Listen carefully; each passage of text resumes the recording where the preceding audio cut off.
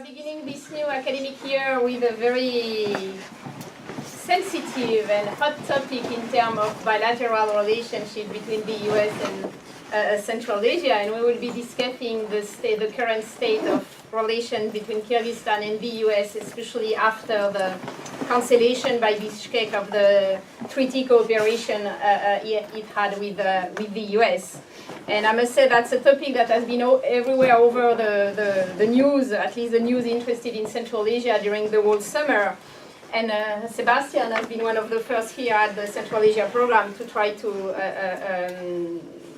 express the fact that we should really have a specific session on that and have a team of scholars to discuss it. So I think we are very grateful to have this team working on Kyrgyzstan. I think that the best team on Kyrgyzstan we could have in DC. So thank you so much for accepting to join us. So if I just go from the left to the right, Erica Marat, professor at the National Defense University, Erica McGlinchey, professor at George Mason University, and Sean Roberts, professor here at the George Washington University. We decided to make this discussion under the format of a roundtable and not a kind of more formatted presentation, because I think what is really important is to have this kind of free discussion. So there are several questions I would like to raise and to have you discussing, and then after we will open the floor for a Q&A session. So, of course, the first question is that, it's just to have your general interpretation on this cancellation by Bishkek of the treaty cooperation.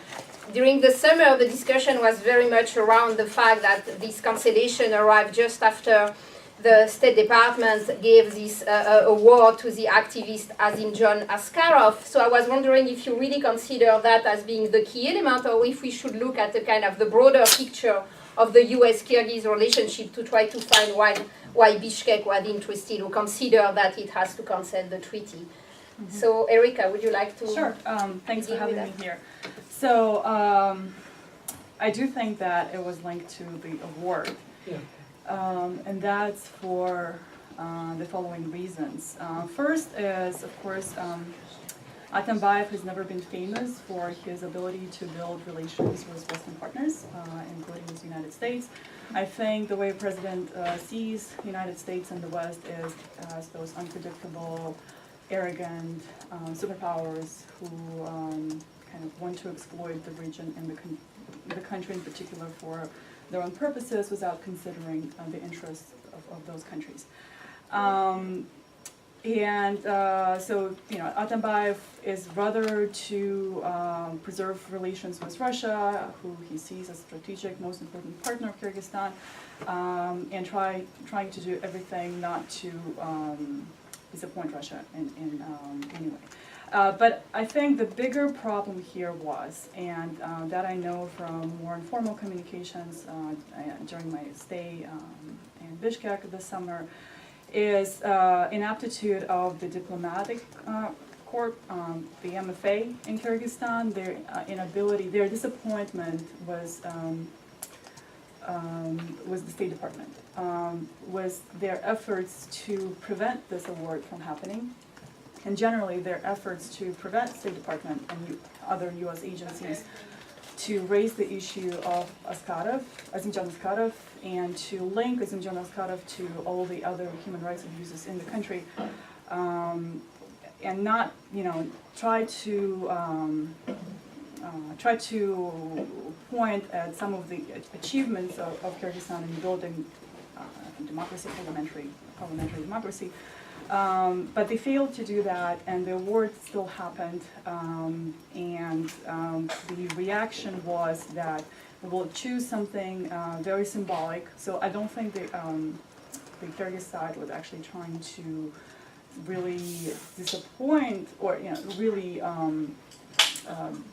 cut all the ties with the United States, but they wanted to make it very symbolic and very loud, very clear.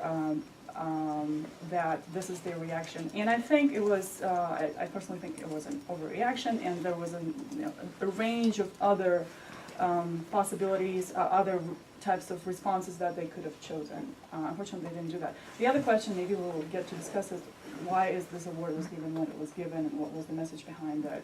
That's also I find to be an interesting question. But these are just my two points. Eric, would you like to Sure, follow yeah. on that? I think Erica's given us a lot of helpful points, and I agree with everything that Erica has said. Just a little bit more context. If you look back to the international report on the OSHA events in 2010, and the report that came out subsequently, and you look at the Atambayeva's administration reaction, which was a rejection of the international report, a very forceful rejection of the international report. I think it's not surprising that we see a similar rejection of the State Department's awarding Askarov this award. I mean, nationalism is at the point in Kyrgyzstan where no single political figure that isn't Uzbek can stand silently and not react in this way. So I don't think it's any surprise that this is how the government reacted. If Rosa Atambayeva and her administration reacted the way they did following the international report after the 2010 events, it's not surprising that Atambayeva, who's someone who is not known to be as much inclined towards the United States as the Atambayev administration was, reacted in the way that he did. So I don't think it's surprising by any stretch of the imagination. And we're already seeing this nationalist element coming up in the parliamentary election. So this is just in the atmosphere of Kyrgyzstan. That said, I think there's a couple other things to keep in mind. It's not just the State Department's decision that's affecting this. I mean, clearly Russia is putting a lot of pressure on Kyrgyzstan. The Eurasian Union is part of the story, and I think we have to keep that in mind. The broader question of nationalism I just talked about, I mean, it's not just a scar that's going on right now. I mean, you look at the Kamalov case.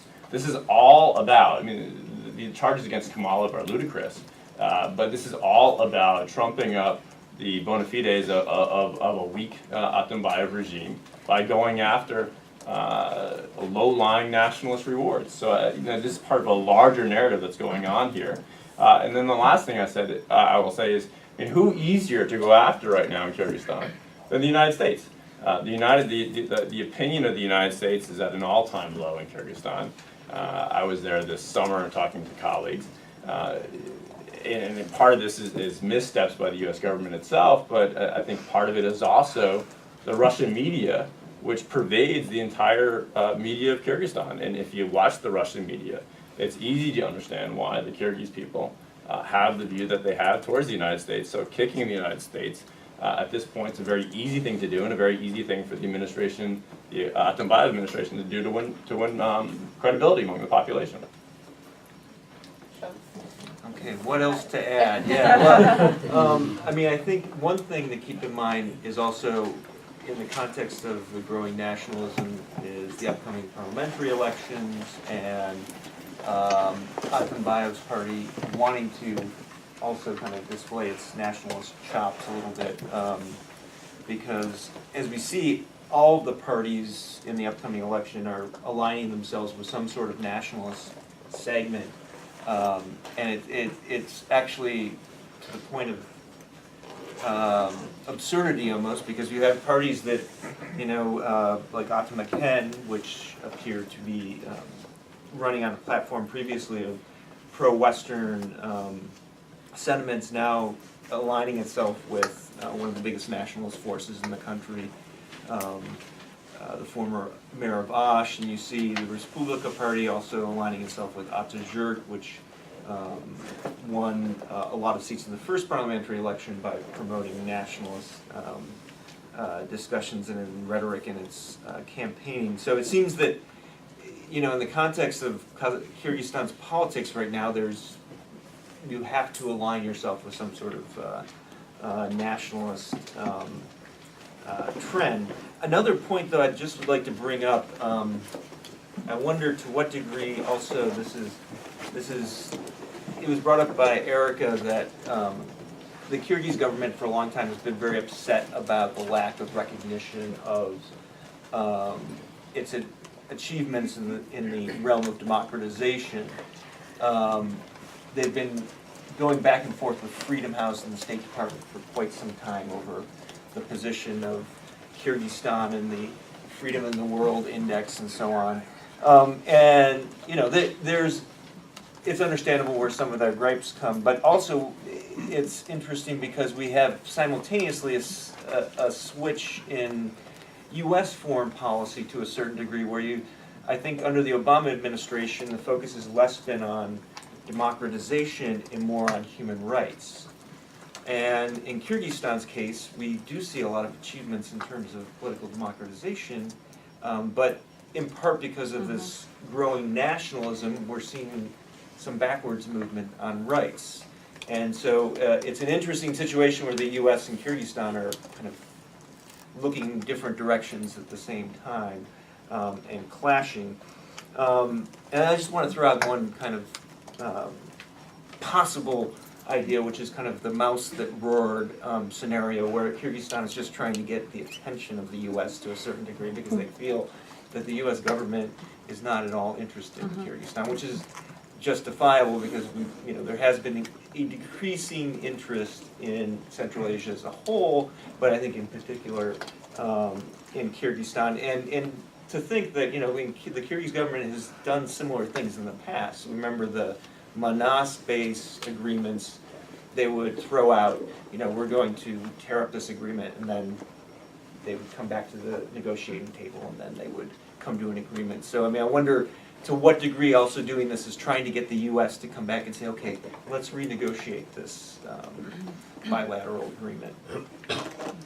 Great, so you mentioned several elements that are both kind of domestic policy and also foreign policy, and I wanted to try to kind of disentangle them a little bit. If we consider that this kind of nationalism issue that the three of you mentioned is really something that explains the decision, my point would be, what do we know from what is going on now in the country? So you mentioned the kind of nationalist agenda that many political parties are having. But I was also wondering how this conciliation treaty has been discussed and presented by the Kyrgyz government to its own domestic audience. Is that really discussed under this label of nationalism, like, okay, the US are pushing for someone who is more on the Uzbek side? What this kind of narrative used by the government toward its own domestic audience? And if yes, in that case, that would really put this kind of nationalism agenda or issue really as being one of the drivers? I actually disagree that it's linked to nationalism. It's more about making a point to the United States to treat Kyrgyzstan with dignity, as opposed to, it's about Uzbeks. I think nationalism in general has subsided in Kyrgyzstan. People are still nationalist, but the discourse has subsided. And one example, real quick, one singer, popular pop star, a couple months ago, said something really terrible. He came up with some national slur. He was attacked from left and right and from everywhere. My hunch is that this political campaign season, we're not going to hear as much nationalist rhetoric as in the past because other issues are more important. But in terms of what's going on in Kyrgyzstan, I think it's important to remember the background, the informational background that Russian media creates, as Eric said. So the point here is the discussion in the media was more about, the United States does provide some support, some help, but it's not really worth it to act like we're a small country. We need to act with more dignity. And this happens against the background of Russian TV channels showing how Russia destroys foreign food and all those cheese and detergents, you name that, washing detergents. So there is this idea that, again, the United States is very arrogant and does whatever the United States wants, and we need to stand up to show that you can't treat us just like a small country, and just what Sean also mentioned.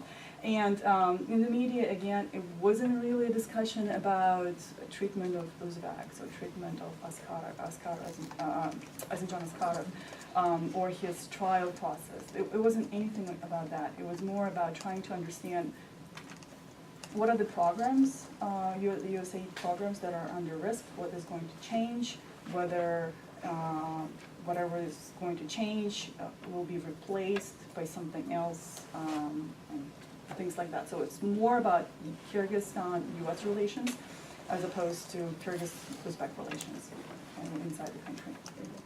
Would you like to I mean, continue on that? I respectfully disagree with Erica in that I think, looking at the timing, I think this is a case where correlation, there's a bit of causation that goes along with it. I mean, I think the other stuff that you're talking about, Erica, I think is absolutely right, but I think this was, this certainly sparked the decision. But that said, there's a lot of contributing factors that are going on here. Erica just mentioned some of them. The other thing that I would mention is, if you look at the portfolio of Kyrgyz receipts from the USG, what they're getting now from the USG, and then look at the timing. For a long time, money from the US government was going directly to the leadership through Manas, right? So this is where the lion's share of money was coming. It had eclipsed all the programs of the 1990s, which were, by and large, good governance programs, which I think if you asked the Akayev regime how much they liked these programs, well, some of them they didn't like very much at all because this was challenging Akayev's authoritarianism. If you look at the portfolio of U.S. money going to Kyrgyzstan now, the portfolio that's going to be affected by this canceling of this treaty, by and large, these are good governance programs. These are programs that are directed towards mitigating authoritarian rule, the very rule that the Atambayev government wants to continue. So by canceling this, it actually makes it a little bit more difficult, potentially, for the U.S. government to revitalize these programs that are directed at good governance, and makes it a little bit easier, potentially, for an increasingly autocratic government to stay in power. That might be the thought process in the leadership in Kyrgyzstan, but it would be very flawed, right? Because one thing is, I think it's important to note, having worked at USAID in Central Asia for many years in the 90s, I know these bilateral agreements very well. They don't, by canceling this bilateral agreement, it does not nullify U.S. assistance, right? It's just about issues regarding the diplomatic immunities of people who work in the assistance program, and it relates to tariffs, customs tariffs, and taxation of things coming into the country for assistance programs, mostly. And generally, if you try to push back on USAID in terms of its assistance, the response may be the opposite, which is more governance projects challenging the regime and less economic assistance in other areas, health assistance and so on. So it may be true that there's some thought process like that, but it would not be a very smart one, I think. And I just would mention, I guess, in terms of the, I think it is important to still link the idea, even the way that you're talking about nationalism, America, is still, or even the way you're talking about the US-Kyrgyz relations as opposed to US or Kyrgyz-Uzbek relations, it's still about nationalism, right? Because it's still about a certain pride in Kyrgyzstan and a certain dissatisfaction with the US, and on top of that, as both of you mentioned, with the Ukraine crisis and the Russian media, which is just, for those of you who don't watch Russian media, it's unbelievable, that every problem in the world is due to the U.S. So, I mean, last night there was a whole program on how the Syrian refugee crisis in Europe was all planned by the U.S. But, so, I think that that's still playing into that sentiment, and that's the easiest low-hanging fruit, as both of you said, is the U.S. right now. Yeah, it's different types of nationalism. Yeah. But so one thing I'd say is think about the counterfactual, right? If the Atambayev government was pulling down the rents that the Kiev government was pulling down for the base, would it have been so quick to have canceled the 1993 agreement? No. So what I'm saying is, because the portfolio of US payments has changed so dramatically. I mean, just, I think this is. Can I add something? Can I add something? So don't treat Atambayev as a rational actor, as, you know, who builds his power on rents. That's not the case. He's a more emotional person, and I think what he associated with the base is not so much rents, but this, again, disappointment in US for supporting Bakiyev. That's very, that's the legacy that the base represented after the regime change in 2010, a source of Bakiyev's support. And now getting rid of that symbol was also like kind of paying back, kind of retribution to US from Kyrgyzstan side. That's probably closer to a reality. Well, and I guess find some common ground between both these points. One of the things in talking to some Kyrgyz officials about this, there is this way that they compare. They say, well, look at what the U.S. gives us, but look what Russia and China give us, right? And so there is an idea that they look at foreign assistance as bottom line, what are the dollars we're bringing in? It may not be lining their own pockets the way that was the case in the Bakiyev administration, but it's still about bringing in budget support. And the USAID programs have never really done that. The base payments were not an assistance program, they were base payments.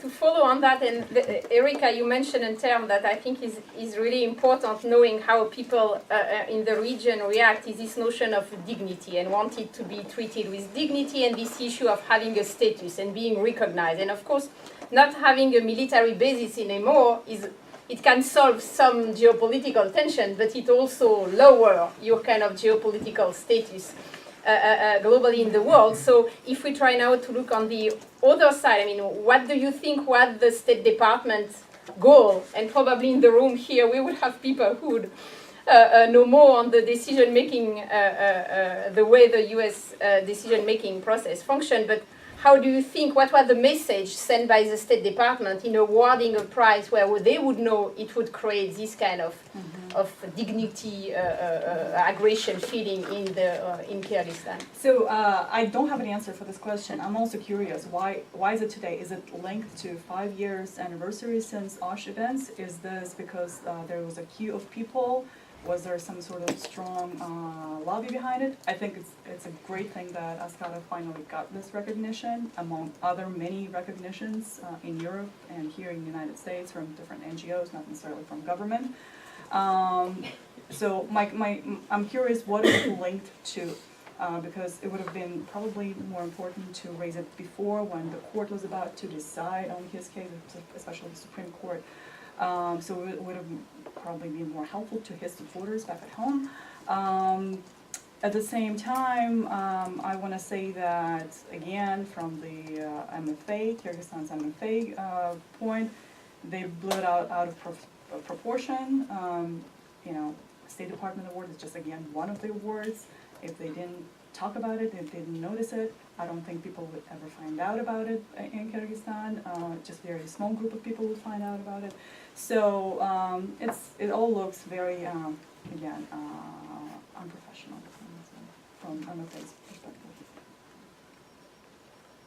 I like Erica, I too am a little bit baffled by the decision. Not so much that I don't think he deserved the award, but there's other cases which, from the point of view of the Uzbek population in Kyrgyzstan, are much more important, where the U.S. has been silent. So again, the ongoing Kamalov case and the trial of Imam Kamalov is I think something for most Uzbeks much more important. And the U.S. government has been relatively silent, if not entirely silent. So just as Eric was saying, the recognition were to come at the time of the trial would have been much more effective. I think here too, there's a screaming need for some kind of statement, and here the U.S. government's again been silent. Yeah, I mean, I have no idea why the decision was made for this award at this time, but my assumption from my experience working in the U.S. government that it was not directed to make a certain specific point at a certain time, just because that's often not how these decisions are made, right? It's more like, Erica, you were suggesting maybe specific lobby at the right time, you know, just happened to get this through. But what's interesting about that is I do think, and I found this consistently throughout the former Soviet Union, not only in Kyrgyzstan, is that the governments in these countries perceive these things as having more direction behind them, as having a more of a conspiratorial kind of approach, like this is part of some kind of message. And to highlight that, somebody told me recently from the Kyrgyz government that there was a feeling that this was meant to weaken Atambayev ahead of the parliamentary elections by making people aware that, you know, Atambayev was anti-Uzbek, and that would hence have his party lose the Uzbek vote, you know, which frankly seems way too sophisticated for like the U.S. government to have thought about, and you know, and not even clear why they would want to influence the election that way. But yeah, so I think that what might be more important than the reason for it is this difference between the fact that people in Kyrgyzstan on the ground, when they see something like that, they see that as having directionality and specific meaning, which it might not. Yeah, so to follow on that, there are two elements. I think firstly that we don't really know why this case, as you mentioned, and not another one that would have been also maybe relevant for Kyrgyzstan, but also why giving a prize on Kyrgyzstan or for someone and not another country. And of course, seen from Kyrgyzstan, I think one of the arguments is also, why are we the one targeted, while we are also the more democratic and the more liberal? Why not a prize for an Uzbek or a Turkmen opponent jail? And there are many of them. So That's a good point. Yeah. yes, so I think that's a point from coming from Bishkek, which is interesting. And so I was wondering, do you think we can link it also to the fact that the U.S. policy after the closing of the Manas base, but also globally in the former Soviet Union, all this push for, I mean, because Russia reacting with the law against NGO and so on, and all this Russian law being also replicated in Central Asia. And we see on the other side the US trying to push especially on LGTB issues. In fact, that creates a kind of clash also where you can see this US policy failing, especially because this LGTB issues is a kind of very difficult one. So I was wondering, do you think we can also link that to a kind of deadlock for the US policy of trying, so well, if you don't do any more security, then you do human rights, governance, and democracy. But what do you do concretely? If you want to push on Kyrgyzstan, do you push on LGTB? I mean, so I was wondering if you think that's also leaks, you know, in a kind of domestic kind of evolution on what the US should build. What are the channel of dialogue the US State Department thinks it can have in the region?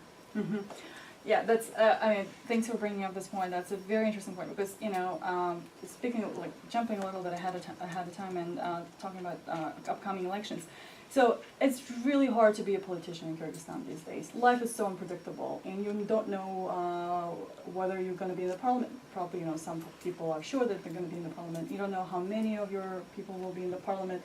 Again, there is so much unpredictability about elections. How many parties are going to be in the parliament? Who will you be building this coalition?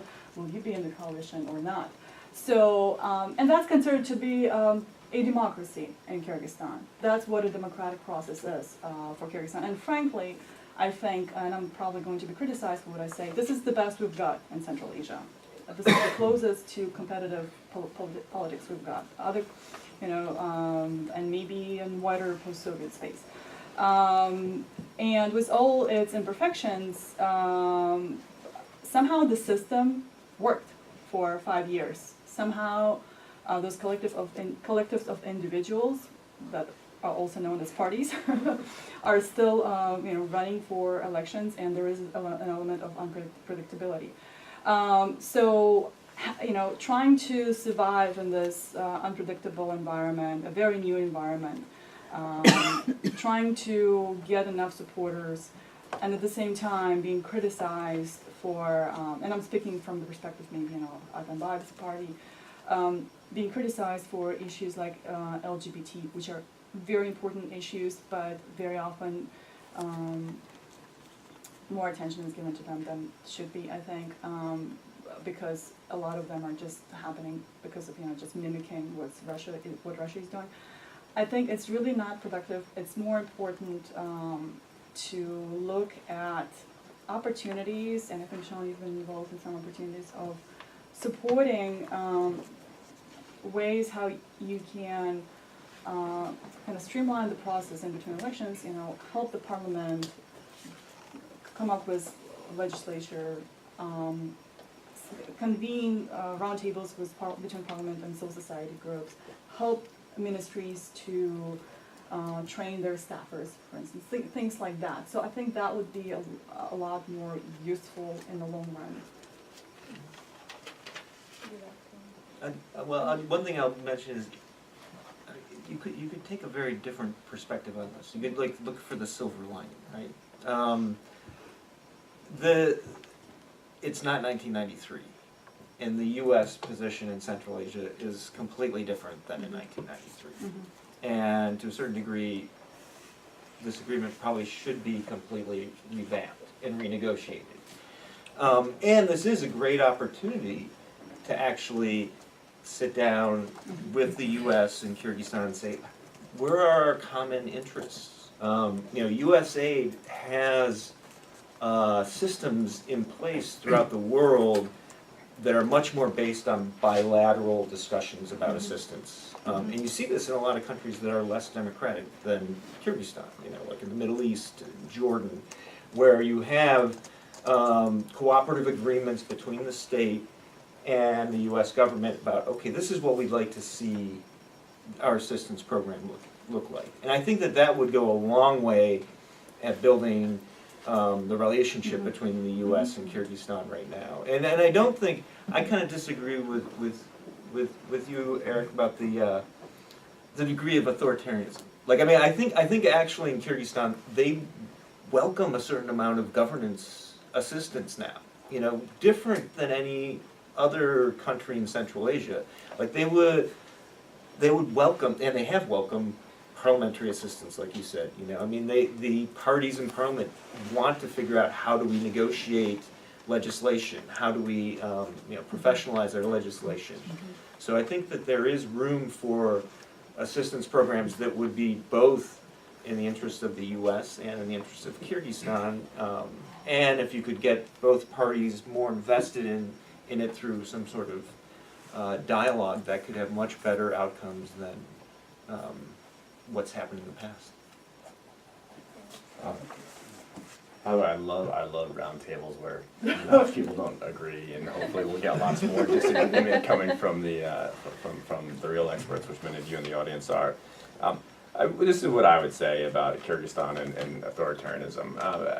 Just to step back a second and put on my political scientist hat. In the 1980s, O'Donnell and Schmitter said, what you need for democracy is a hot family feud. We've got that in Kyrgyzstan. We've got a hot feud, a lot of people fighting each other. We have that, so that's good. Mike McFaul comes in the early 2000s and said, what you need for democracy is you need leaders to actually believe in democracy. So you need your leadership to also believe in it. You get democracy because you have Democrats in the leadership positions. I actually think you need both. And what we have in Kyrgyzstan is we have the first thing, we've got the hot family feud, but I have yet to be convinced that we have people in Kyrgyzstan, we'll actually have a lot of ordinary people, but we don't have leading politicians in Kyrgyzstan who actually believe in democracy. And what happens, it happened with Akayev, it happened with Kiev, I think it's happening with Atambayev, is these people espouse democracy before they get into power. And then they get into power, and then they become autocrats. So maybe they initially believed in democracy in time one, but in time too, once they're in power, there's this steady slide towards authoritarianism. So I would actually disagree and say that, I think we don't have democracy in Kyrgyzstan because we don't have this latter thing that McFaul pointed us to, which is an actual commitment by political elites themselves to the democratic system. What we do have is the initial hot family feud and a weak government that can't settle the feud, but we don't have the last component, despite a lot of push by Kyrgyz civil society for democracy. We don't have the political elite that is supporting this push for democracy. I think it's democracy by default as opposed to by design. The parliament has shown its ability to vote on very authoritarian bills altogether, even though they were elected for competitive elections. But again, this is the best you have with the people who were educated in the Soviet system and who only lived by certain rules. And now, again, moving towards more elections issue, there are more young faces in some political parties, not all. So it's maybe it will change, but a lot of young people also shown their talent in replicating some of the authoritarian patterns of the past. So, but again, it's a dynamic process, and I think you can call it democracy or you can call it something else. Yeah, and I don't want to go down too much of a rabbit hole, although it'd be very interesting to do so, about defining what is democracy. Yeah. But I do think that what's interesting, and in the past I've often not agreed with people trying to put forward this kind of hypothesis with regards to countries like Russia and Kazakhstan, where they say, well, but it takes a long time. It does take a long time, I think, to establish a functioning democracy. The reason I don't really buy that argument with Russia or Kazakhstan, there's not a lot of evidence that they're trying. It takes a long time, but that clock starts when you start trying. In Kyrgyzstan, I do think if you look at this objectively in terms of the time frame, there's been a lot that's happened, and if you look at American politics, before World War II, you had similar populist campaigning. We're not even going to talk about the present election, and the front runner, who's very populist, I would say. I think Nationalist. that nationalist. There's a question about whether a democratic system does need some chance to mature, and whether I think some of the growing pains you also see in this is that a lot of Kyrgyz officials feel that the U.S. doesn't give them the credit for that, that they don't understand that, yes, this is difficult. I do think that people, because of a functioning democratic system, you have this rising nationalism. Yes. Where you have politicians who are not really nationalists in the sense of ethnic nationalism, trying to portray themselves as ethnic nationalists because that's what sells. That's Magoran's argument in his report from a couple of years ago. Yeah, I think the point of not Kyrgyz elites feeling like they are not giving credit for what they have done in such a regional environment is really a good point that explains maybe this kind of emotional, or what you could interpret as emotional. Before asking you more about the forthcoming election, just one, going back to one element that Sean mentioned about kind of misinterpretation, how things are done here and how they are interpreted there. And when I think about misinterpretation, of course, I think also about the role of Russia in kind of shaping the general atmosphere in the region. And I'm kind of torn because, yes, of course, Russian media play an increasing influence everywhere in the region, especially in Kyrgyzstan.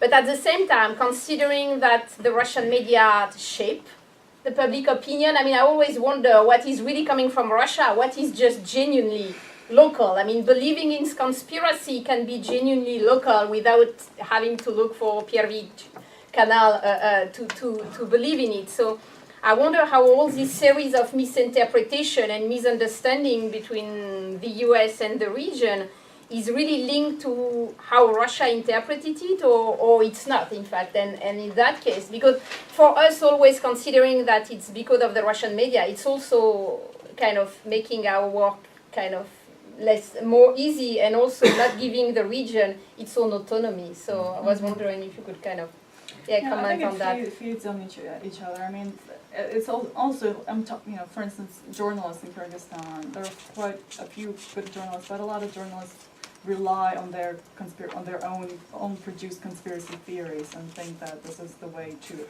report. I mean, I think it's Kyrgyzstan, the region, much of the world rely on those sort of local knowledge, the smarts, street knowledge, neighbors' interpretation of things, as opposed to critically thinking about different events and then comparing to each other. Maybe sometimes in this country too, but but I think Russian media is particularly good in feeding this public that want to believe in conspiracy theories, and very inventive and very entertaining in that sense, the way conspiracy theories are presented and how diverse they are. They're professionally done. I mean, and I guess maybe getting to some of what you're saying as well is that there's also some legitimate gripes that the Kyrgyz have about U.S. policy. And I think that one of them is this idea that the U.S. has been pushing for democratization, and they feel like, look at Uzbekistan. Look, we've done something. Why don't you recognize us? Why are we, It's basically sorry to interrupt. but why are we just like an infantile amount, more free than Uzbekistan? Why is this why is people not saying, look, here's something that's happening, and why aren't they rewarding us for doing what we said what they said we should do? Yeah, why is it that we get kidnapped for kind of small things, quote unquote small things, whereas you have next door Uzbekistan that receives all sorts of military assistance without discussion of human rights and conditionalities and that. The other thing to add here is when we talk about how good the Russian media is, and then the lack of recognition that, when you do compare Kyrgyzstan to Uzbekistan, there's a huge difference, right? And that's not reflected in a lot of these indices. And I think that's a legitimate source of frustration. The other thing that we have to keep in mind is the U.S. government's outreach efforts have been pretty abysmal. The U.S. government doesn't do a very good job of representing itself, not just in Kyrgyzstan, but in the post-Soviet space in general. And could do a lot more in this regard, and just for whatever reason, either hasn't felt that this was important, or just doesn't have the appetite for doing it. But just a simple thing like the new embassy. I mean, the number of rumors that are swirling around Kyrgyzstan about the new embassy and what are in those containers and the effect of those containers on the Kyrgyz currency. It's amazing, the conspiracies, and there's very little response by the U.S. government or an effort of outreach. So I think part of the blame has to lie at the feet of the U.S. government for just ignoring the situation. And if we now move more toward the kind of assessing the forthcoming election, what do you consider really being at stake? I mean, what is really important and what will be really coming from this election? Especially also in light with the fact, and we didn't mention it, that Kyrgyzstan entered the Eurasian Economic Union, that clearly for many migrant-related families, it has been a kind of improvement on many aspects, even if the Russian economic crisis also play more on the negative side. But still, you have now this relief for many Kyrgyz family of thinking like their people can go freely to Russia. So how all that play in the way the parties will be framed, and what is really at stake at the forthcoming election? Yeah, I think a lot of the issues will be domestic issues in the forthcoming elections. How to grow economy, how to some nationalist rhetoric, but not hopefully not against ethnic groups, but more about how to preserve Kyrgyz ethnic heritage, how to spread Kyrgyzness, how to amplify Kyrgyzness. And the question is how many parties will be represented in the parliament. And it's really a big question, and I hope there is some kind of NGO who is conducting polls, and I'm looking forward to seeing what are the results. It might well be that about 7 parties will be represented in the parliament next, and that's going to be an even more chaotic place in the parliament, despite the fact that a lot of parties merge together. And how many seats will Social Democrats receive in the parliament? My personal belief is that they're aiming at the maximum of 60 seats. However, I also know that a lot of people think that they will not be able to gain that many seats, and so there is a lot of unpredictability, and I think a lot will change. There's only 1 month left till elections, but a lot can change till then. But the biggest problem I see with these elections is not even political parties, but the way they're conducted, and that voters are forced to submit biometric data. And the window of opportunity to submit this biometric data was just over a year. And considering that about 20% of the population is abroad, a lot in Russia, this process has not been handled well. In Russia, there was an opportunity to submit this data in Surgut in February, and then in Moscow for a couple of weeks now. Considering that probably hundreds of thousands of Kyrgyz citizens are in Russia, I don't think it's possible to expect them to travel to Moscow, just first submit their biometrics to vote, to get the right to vote, and then come back to Moscow again to actually cast their votes. And that's a huge problem for Kyrgyzstan, and I think a lot more criticism should be voiced about it. I would agree that the procedure of the election in many respects is more important than the ultimate outcome or the content of the election. And the biometrics thing I think is very important. The other thing to keep in mind is that half of the Kyrgyz population is under the age of 24. So for a lot of Kyrgyzstanis, this is going to be their first formative experience, potentially with a somewhat normal or procedurally okay election, potentially, right? So if we get that, then there can be some kind of positive acculturation to the process of elections. If we don't get that, then I think the public's view towards the parliament, towards the elections, might be adversely affected. So this is a real opportunity. If procedurally Kyrgyzstan has a relatively free and fair election, I think a lot of ground can be made. The other procedural point that I think is critically important is there were a number of initiatives, I think they emerged in May, from within the parliament to exert higher party control over the members of parliament. So if an MP were to break from a party, he or she could be expelled from a party. Now that proposal was tabled and they haven't picked it up, but I think one thing that we have to watch very closely is if this proposal is picked up after the election. There's pros and cons to this. The pros is that this could lead to greater party unity and actual stronger parties.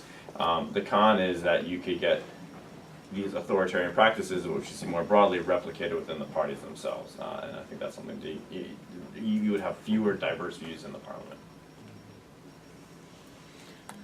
I don't know. I do think that it's funny. You see now when people talk about the U.S. election that it's pretty early.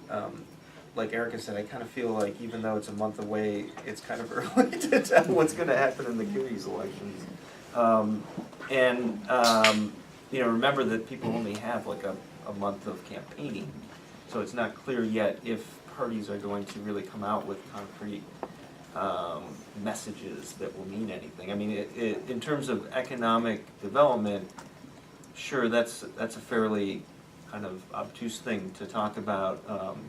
But I'd be very interested if anybody takes on corruption, because I know, having done focus groups a couple years ago on human rights, all anybody wanted to talk about was corruption. That's the violation of their human rights. And I think that if a party emerged that really focused on that, they could really shake things up quickly. So. Let me ask you a last question, so after we can open the floor for a discussion. Okay, so now here we are. We have no more bilateral treaty. As Sean, as you said, it doesn't mean things are stopping. Many projects may continue without the bilateral treaty, but it's also a good opportunity, as several of you mentioned. So, okay, now on which kind of foundation do both countries wants to build their relationship? And so I would like you to kind of just have some ideas or suggestion on what do you think, both on the US side and on the Kyrgyz side, what is really, the relationship, on what do we want to build something? Because in fact, that's not an obvious, the question is obvious, but the answer is clearly is not. What are the common grounds? I'll be very brief. I think what the government wants is clearly want to continue to receive help, but they want to set conditions on how this help is delivered.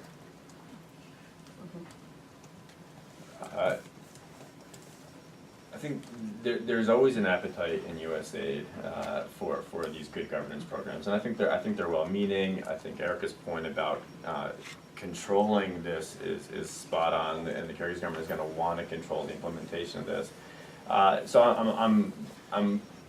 I'm dubious about the effectiveness of these good governance programs. I think one area where the United States can make a huge difference, and a quick difference, and actually be effective despite Russia, is in secondary education. This is an area that has been largely ignored by the US government. It's an area where the US government has an advantage over other players. It's also an area that is not likely to be seen by the Kyrgyz government as challenging.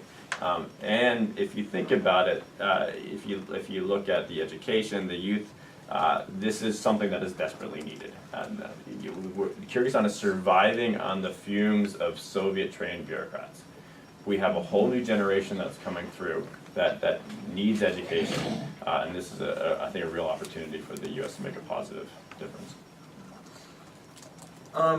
I think probably the most dangerous thing would be to just allow the status quo to continue, because I think that will, it kind of reminds me of a Putin-esque strategy of frozen conflicts. If you leave, or what the Chinese used to do, and leave all their borders disputed. Like if you leave these things kind of disputed and not resolved, then you can use it at any point to stop anything you want to stop. If I was working for the US government, I would want to sit down with the Kyrgyz and say, okay, if we're going to continue assistance, let's drop a new agreement.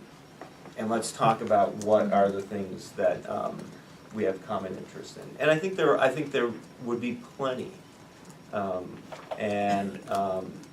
The U.S. can also temper expectations and say, well, the truth is we can't guarantee that we're going to have huge budgets for Kyrgyzstan, but we could work with you to make sure that the money we're using is used more effectively and is used in ways that you want it to be used. And there's a lot of countries.